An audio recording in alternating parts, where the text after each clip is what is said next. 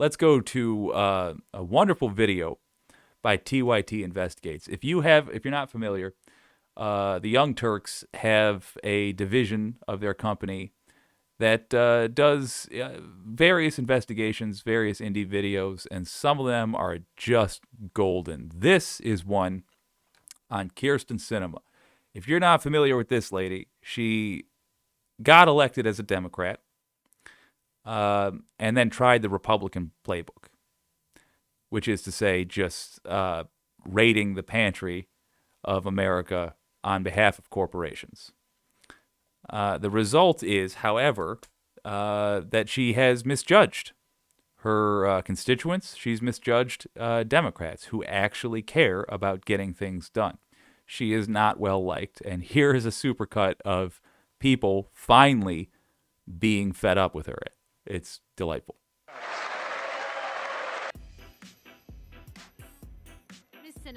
Sinema. No. I share the disappointment of many that we've not found more support on the other side of the aisle for legislative responses to state-level voting restrictions. I wish that were not the case. Overnight, Voto Latino, a nonprofit aimed at helping young Hispanic and Latino voters, launched the Audio Sinema campaign. I think she's tilted too far to the right. I hope she doesn't really screw things up. The day after Election Day, Senator Kyrsten Sinema tweeted for voters to stay patient as votes are counted, stating, quote, "Democracy is worth the wait," to which you replied, quote, "Thanks for all of your help this year." What do you hope Senator Sinema learned from this year's midterms? I don't think she'll learn. Look, this year, the reason Democrats won is because we fought together as a party.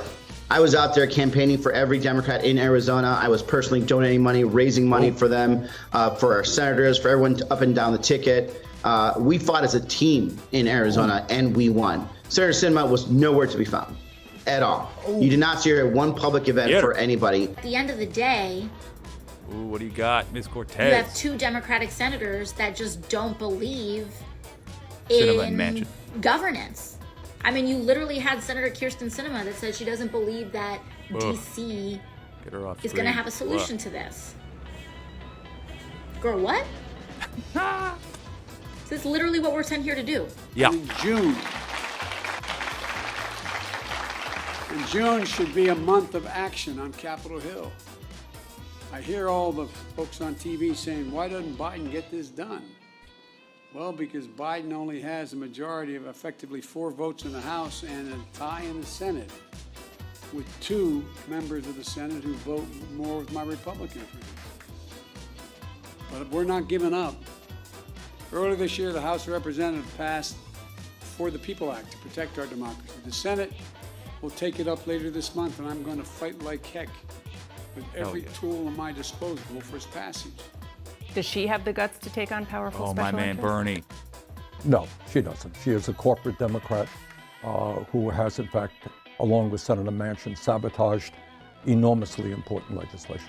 The Democrats there are not all that enthusiastic about somebody who helped sabotage some of the most important legislation that protects the interest of working families and voting rights and so forth. What do you think of her decision and also what Manchin you just Sinema heard in her are the interview worst. with Jake?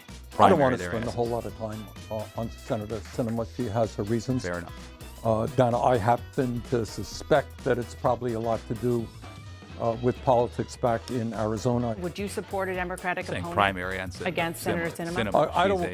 I support progressive candidates all over this country, people who have the guts to take on powerful special interests.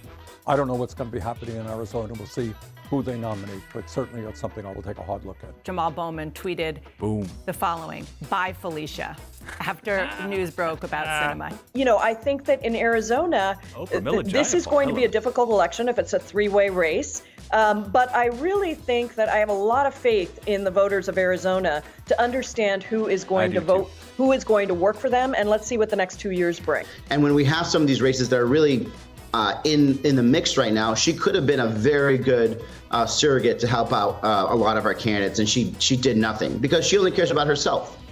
She doesn't care about how this would help us take control of the Senate. She actually predicted that we'd lose control of the Senate in front of Mitch McConnell while she was getting an award from him. So Yeah, man, I don't have a ton to say about Kirsten Sinema. I always say her name, Kirsten Sinema, but other than can't get rid of her fast enough. I'm glad she's no longer, to my knowledge, going to be a drain on Democrat resources. Odds are, though, I don't think she's running again. I think her plan is, I don't know, get a job on Fox News, go the Gabbard route. A lot of fake Democrats basically are trying to do it. What's a fake Democrat? Just somebody that signs up for the Democratic Party because they think they can use it to get ahead in life, but not because they are interested in democratic policy. Can't wait for her to be gone. Looks like the general feeling is the same throughout the Democratic Party. Delighted to hear that. Glad to hear Bernie letting her have it. Glad to hear Alexandria Ocasio-Cortez letting her have it. Glad to hear Biden, who is normally your stereotypical go along to get along Democrat, conservative Democrat, actually being forthright about who she is. She is of no use to anyone except corporate donors. So most likely her future will involve being a lobbyist or a Fox News host. Either way, she will continue to work against the interests of America.